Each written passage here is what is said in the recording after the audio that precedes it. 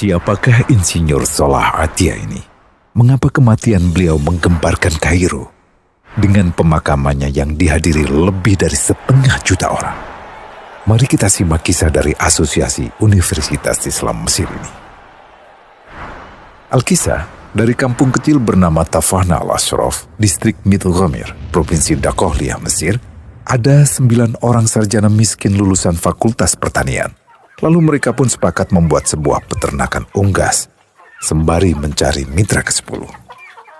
Namun mereka terbentur modal, maka dengan sekuat tenaga mereka kumpulkan dari hasil menjual tanah, perhiasan istri, hingga meminjam.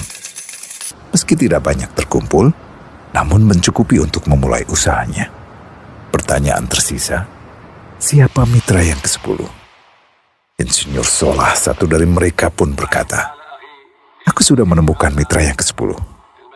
Siapa?" kata teman-temannya. "Allah," lanjutnya. "Allah akan menjadi mitra usaha kita yang ke-10. Allah akan mendapat 10% dari keuntungan kita. Dengan perjanjian, Allah yang akan memberikan perlindungan dan pemeliharaan, keamanan dari segala wabah penyakit." Akhirnya mereka pun sepakat. Kontrak kerjasama pun ditulis secara rinci dan dicatatkan ke notaris, lengkap dengan peran mitra ke-10 tersebut. Tak disangka, setelah 1 musim bisnis mereka langsung meroket, jauh dari yang dibayangkan sebelumnya. Lalu mereka pun kembali bersepakat menambah jatah keuntungan mitra ke-10 menjadi 20% di musim kedua, dan begitu seterusnya hingga mencapai 50%. Lalu bagaimana keuntungan mitra ke-10 itu dialokasikan? Dimulai dengan membangun sekolah dasar Islam putra, lalu lanjut putri, kemudian sekolah menengah putra, kemudian putri. Tambah lagi madrasah aliyah putra, lalu putri. Tapi karena keuntungan terus membanjir, akhirnya dibentuklah Baitul Mal. Dan mereka pun mengajukan ke pemerintah untuk membangun universitas di kampung. Awalnya ditolak dengan alasan tiadanya akses bagi para mahasiswa. Tak berapa lama mereka pun mengajukan pembangunan universitas lengkap dengan stasiun kereta beserta jalurnya dengan biaya mandiri. Akhirnya permintaan ini disetujui, dan pertama dalam sejarah Mesir berdirilah sebuah universitas di perkampungan kecil.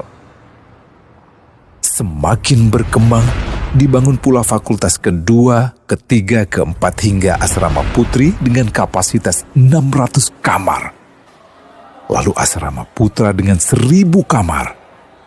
Tiket kereta api pun digratiskan untuk memudahkan transportasi menuju kampung tersebut. Tak cukup hanya itu, dibangun Baitul Mal berikutnya hingga hilang kemiskinan di daerah tersebut.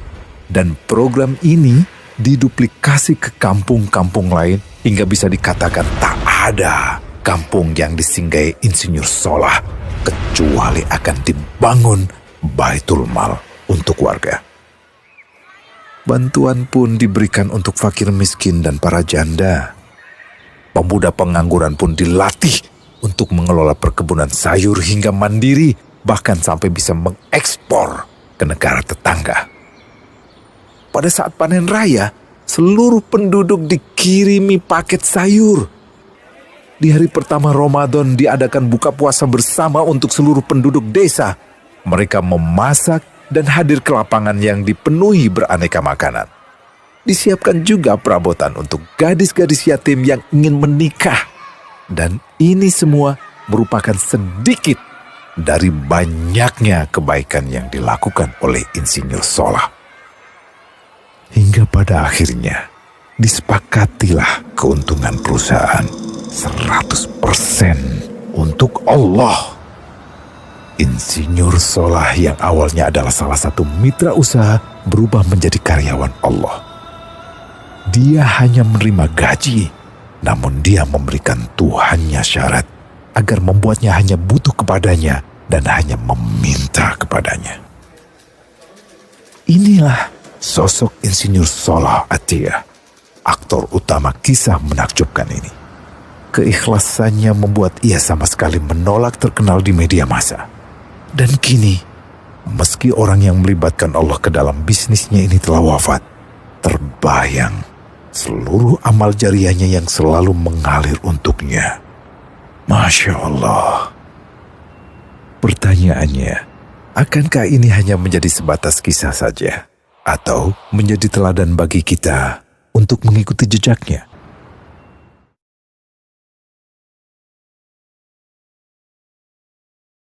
Global Wakaf dari Global Islamic Philanthropy.